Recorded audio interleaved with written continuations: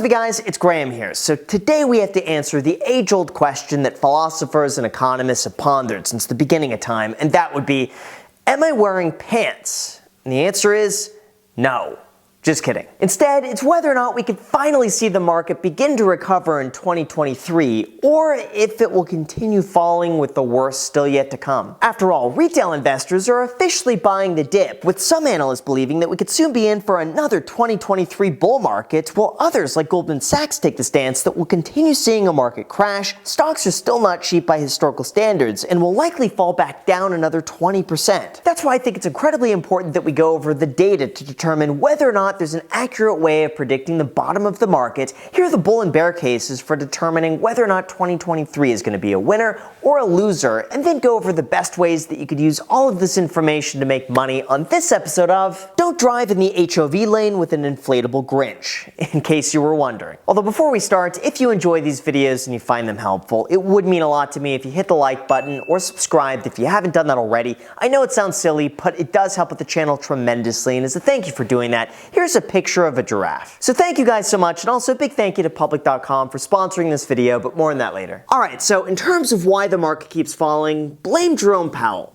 No, seriously. For the last year, the vast majority of stocks have decreased anywhere from 15 to 80% due to an increase in interest rates and a strategy called quantitative tightening, where the Federal Reserve begins to sell or remove assets from their balance sheet, causing prices to fall and rates to increase. See, prior to 2020, anytime a company needed money or a bank wanted to issue a loan, they'd have to rely on institutional investors who would only bid an amount that was relative to the risk that they would lose money. But when everything shut down and those investors were cowering in the corner while grasping onto whatever cash they had left, the Federal Reserve stepped in to backstop those investors and buy up whatever assets were being offered just to prove to the market that everything was going to be okay. Obviously, that strategy worked, but the Fed is not in the business of building a portfolio the size of Wall Street bets, so eventually they had to sell. But now that the Fed is no longer an active buyer in the market, that leaves it up to investors to decide how much they're willing to pay. And with risk-free interest rates now around 4.5%, those investors are demanding a premium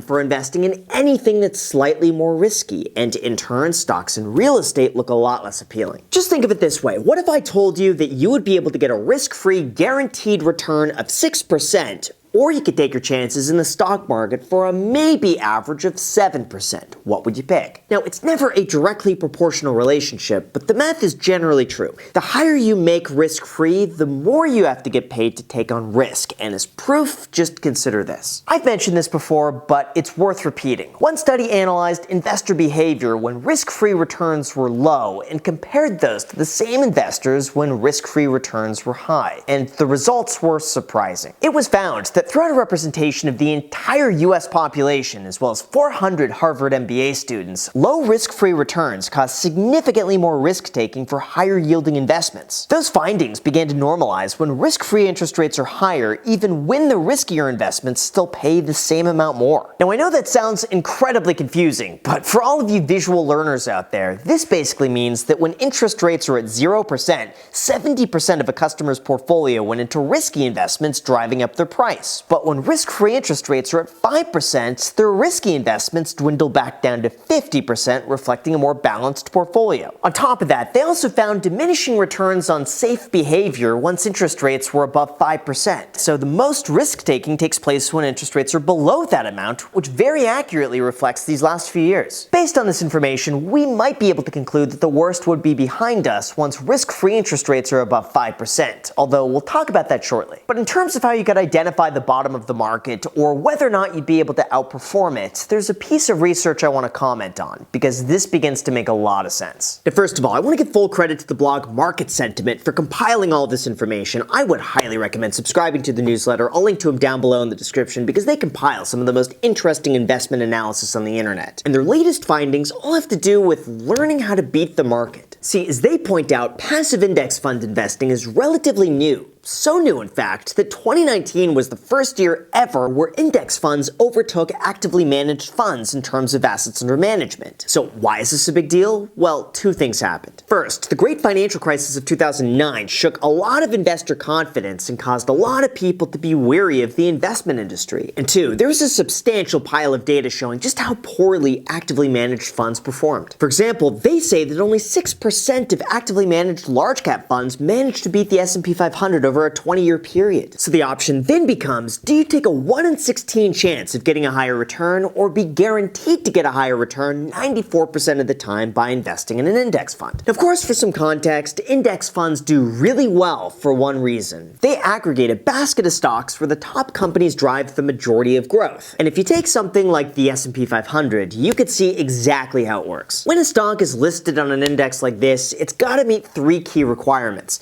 Number one, it's got to be listed in the United States and its shares highly liquid. Number two, the market cap has to be at least $8 billion.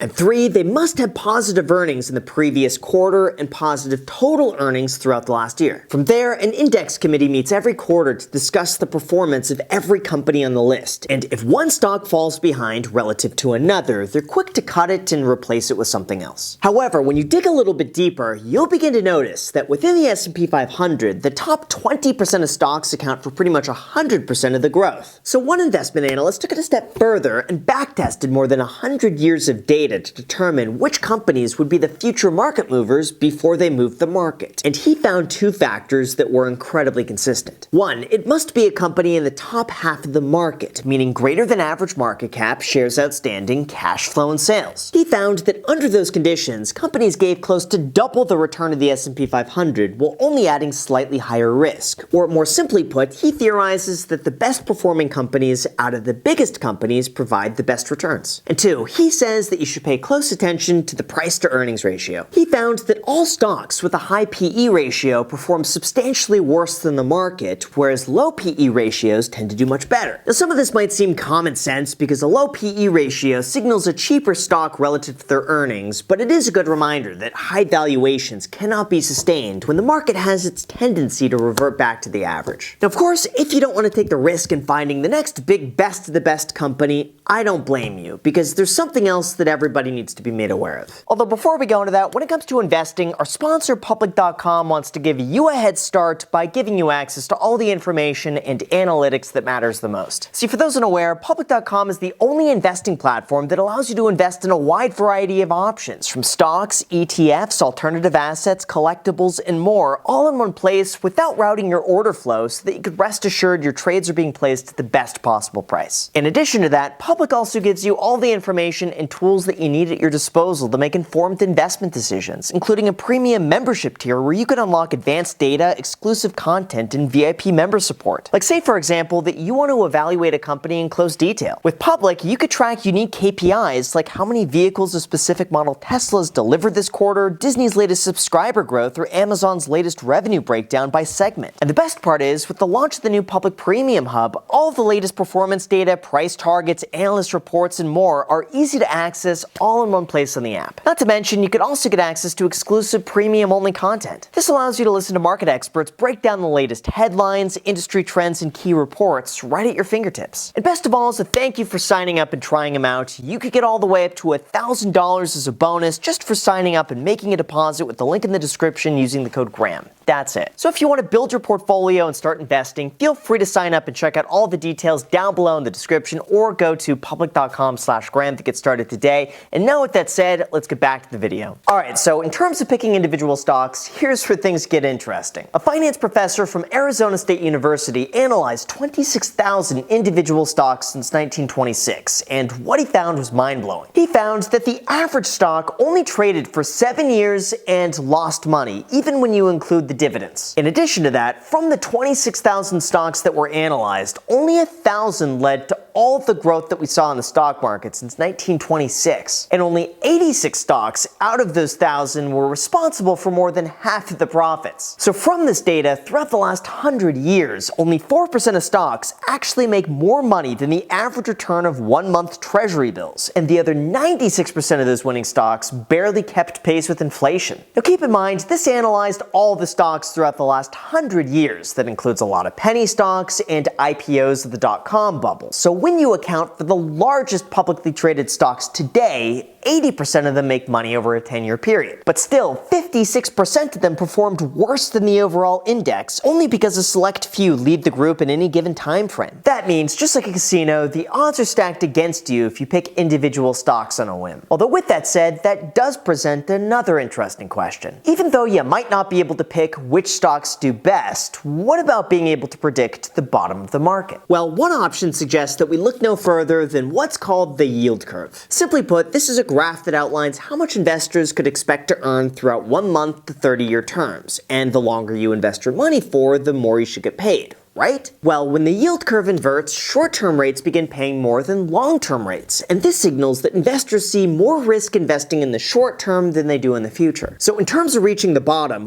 one analysis found that the bottom has never occurred until the yield curve is non-inverted, and today we're the most inverted we've been in more than 40 years. Now some could certainly argue that this is a lagging indicator, much like someone else who says, the bear market is over once the prices go up by 20%. But this could certainly be just one data set that's used in conjunction with something else, like number 2, the VIX. Morgan Stanley says that generally speaking, we do not see a bear market bottom without panic selling similar to what was seen in 2001 and 2020. Historically, no bear market has ever bottomed without a VIX reading of 45 or more. And sure enough, in recent history, that's true. The 3, an Ally Invest article pointed out that a contrarian way of finding the bottom could all be attributed to what's called the put-to-call ratio. Now simply put, for those unaware, a call is a bet that the price of the stock will increase, and a put is a bet that the stock will decrease. And when the stock market sees 1.8 puts for every call, that's a sign of retail capitulation where the worst is probably already priced in. And 4, look at the 200-day moving average. Ally also suggests that when less than 20% of companies are trading above that 200-day moving average, the market is mostly bottomed. Today, approximately 37% are trading above the 200-day moving average, but as you can see, every time it's fallen below 20%, the market has proven to be a long-term buying opportunity. Now keep in mind that 1 or 2 of these on their own is probably not an indicator of the precise bottom, but when you combine all of them together, it could be used as an indicator as to whether or not the market is expensive relative to history. As far as what the experts believe is going to happen, it all depends on who you ask. JP Morgan, for example, believes that the recession is mostly priced in, with stocks having already declined 20%, and with only 2 exceptions in 2008 and 2000, the market tends to be higher the following year. They also found that the market moves ahead of earning forecasts, meaning there's a limited downside once stocks have already fallen. That's why they think that a bottom may be coming soon and that stocks are priced much better today than they were a year ago. But Goldman Sachs, on the other hand, believes that a peak in interest rates and lower valuations reflecting a recession are necessary before any sustained stock market recovery can happen. Their view is that the S&P 500 is probably going to remain relatively unchanged over the next year, and Morgan Stanley agrees. As far as what I think, for whatever that's worth, I believe that most of the information that we have at our disposal is already priced in, and any change in either direction is going to send the market up or down accordingly. I know that's the Captain Obvious answer, but the truth is the stock market is completely detached from the economy, and a lot of the daily movements are somewhat irrational. That's why it's often best to keep an eye on market metrics, but it's not a good idea to base your entire investment philosophy around it. Because from my experience, the market tends to do the exact opposite of whatever you think is going to happen. So with that said, you guys, thank you so much for watching. As always, feel free to add me on Instagram, and don't forget our sponsor, Public.com, wants to give you a free stock that's worth all the way up to $1,000 when you make a deposit using the link down below in the description with the code GRAHAM. Enjoy, let me know which free stock you get. Thank you so much for watching, and until next time.